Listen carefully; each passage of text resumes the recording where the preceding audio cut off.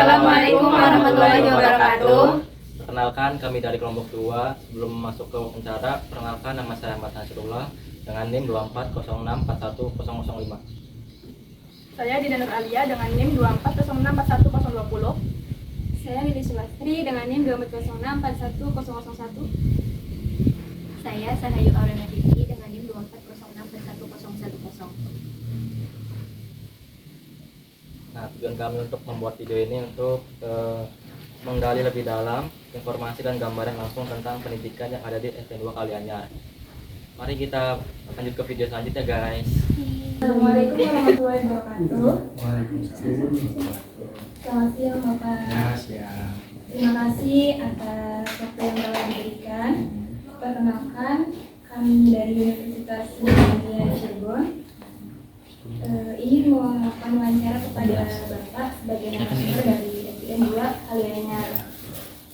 Saat ini saya sudah melakukan penelitian wawancara. Tujuannya yaitu untuk memperoleh informasi dan gambaran langsung dari Bapak sebagai guru. Mohon izin Bapak untuk menjawab beberapa pertanyaan yang telah kami siapkan. Tapi sebelumnya mohon dipersilakan Bapak untuk memperkenalkan diri terlebih dahulu. Di kamera Pak. Iya. Iya, perkenalkan, nama saya Dimas Prasetyo. Saya guru kelas 6 di STN 2 Kalianyar. Cukup? Terima kasih Bapak. Baik, langsung saja. Ya. Untuk pertanyaan yang pertama, bagaimana cara Bapak untuk menyusun perencanaan pembelajaran sebelum Bapak memulai kegiatan mengajar? Perencanaan pembelajaran itu kan ada beberapa aspek yang harus direncanakan ya. Salah satunya menentukan materi, terus merumuskan tujuan pembelajaran juga, terus memilih metode yang tepat, terus menentukan media juga, media yang relevan sama tujuan pembelajaran sama karakteristik siswa juga, terus model pembelajaran juga, instrumen penilaian. Terus yang perlu direncanakan, perlu disiapkan sebelum membuat modul belajar atau RPP. Lalu, apakah RPP atau modul ajar yang digunakan itu sudah menyesuaikan dengan karakteristik peserta didik? Iya, karena kan untuk membuat modul ajar sendiri itu kan harus menganalisis kebutuhan siswa. Jadi otomatis harus sesuai sama karakteristik siswa. Sumber belajar atau media apa saja yang biasa Bapak gunakan dalam kegiatan mengajar? Sumber belajar itu yang pasti buku pendamping peserta didik ya, buku paket kelas, pegangan buku juga ada. Terus kalau misalkan tidak cukup, bisa dari sumber lain juga, dari YouTube atau dari secara daring lagi, searching di internet kalau misalkan membutuhkan beberapa sumber gitu. Cuma satu sumber aja. Ada kendala nggak Pak yang sering dihadapi Bapak dalam merencanakan pembelajaran? Kalau kendala sih, kalau untuk membuat perencanaan modul belajar sendiri itu kan paling waktu aja sih, karena kan harus membuat media juga, harus membuat instrumen penilaian juga, yang pasti tidak gampang ya, karena kan harus sesuai dengan karakteristik siswa juga, terus sesuai dengan tingkat kecerdasan mereka juga. Kalau misalkan bikin soal itu kan jangan terlalu gampang juga, tapi jangan terlalu sulit juga. Waktu tadi ya. Waktu. Bagaimana cara Bapak memulai pembelajaran agar siswa tetap fokus dan siap mengikuti pelajaran?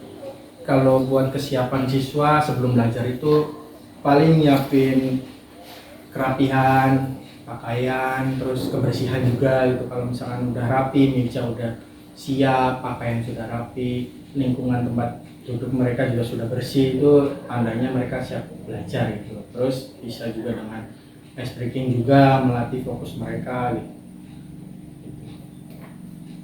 Lalu metode apa yang paling sering digunakan Bapak saat metode diskusi paling. Iya, diskusi. Karena kan kelas juga sudah diatur, mejanya sudah diatur berkelompok. Jadi akhir-akhir ini juga lagi sering tugas kelompok, jadi mereka lagi sering bekerja sama diskusi.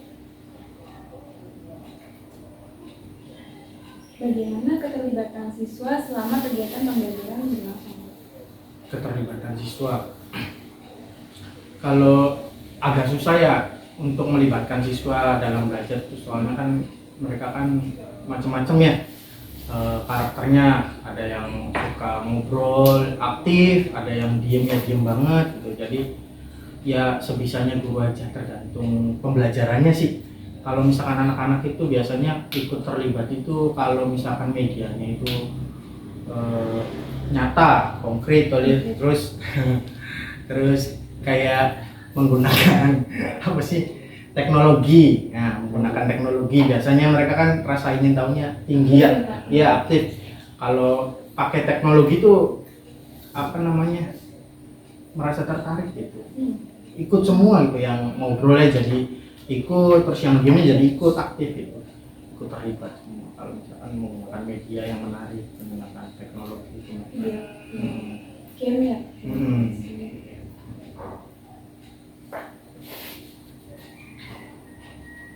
Lalu bagaimana cara Bapak mengelola kelas agar pembelajaran tetap kondusif? Kalau nggak kondusifnya kayak ribut di dalam kelas itu ya, sebenarnya anak itu nurut sih. Kalau misalkan dibilangin sekali itu ya nurut gitu. Terus kalau misalkan nggak kondusifnya kayak beda pendapat, nah ya tinggal kita fasilitasi saja. Sekiranya diambil jalan tengahnya, terus yang adil lah gitu, nggak memihak salah satu siswa. Coba selanjutnya, bagaimana kerjasama antar guru dalam mendukung kegiatan pembelajaran? Ya, kerjasama antar guru alhamdulillah baik ya. Guru di sini saling membantu lah. Kalau misalkan ada guru yang mungkin tidak paham sama materi di kelasnya, itu bisa tanya sama guru lain dan ketemu solusinya. Itu saling saling membantu, terjalin. Lalu, apakah penilaian dilakukan secara berkelanjutan selama proses pembelajaran? Ya, karena kan kalau penilaian itu kan nggak cuma di akhir saja. Dari awal sampai akhir itu guru itu sudah menilai. Kalau misalkan di akhir itu kan biasanya kayak nilai hasil belajar ya, kayak soal-soal itu. Tapi kan yang kita nilai itu bukan cuma hasil belajarnya saja, dari angkanya saja, tapi dari apa namanya, psikomotornya juga, terus dari nilai sikapnya juga. Kan itu kan dilihatnya itu dari awal sampai akhir, jadi bukan di akhir doang.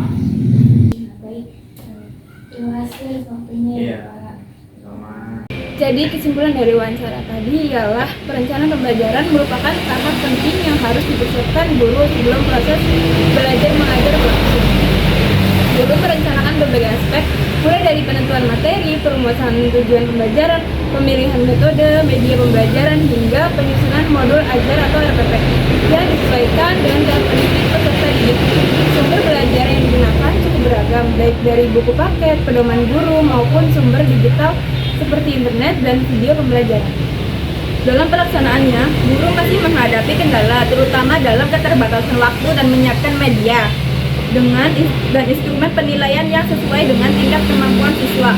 Namun, guru berupaya menciptakan pembelajaran yang aktif melalui metode diskusi, kelompok, dan penggunaan media konkret serta teknologi agar siswa lebih tertarik dan terlibat dalam pembelajaran. Selain itu, guru juga berperan sebagai fasilitator dalam menjaga kondisi kelas tetap kondusif serta bekerja sama dengan sesama guru untuk mengatasi kesulitan pembelajaran. Penilaian dilakukan secara menyeluruh dengan memperhatikan aspek kognitif, psikomotorik, dan sikap siswa secara berkelanjutan. Sekian video wawancara dari kelompok kami. Bersama Bapak Dimas Prasetyo tentang seputaran pendidikan. Wassalamualaikum warahmatullahi wabarakatuh. Dadah.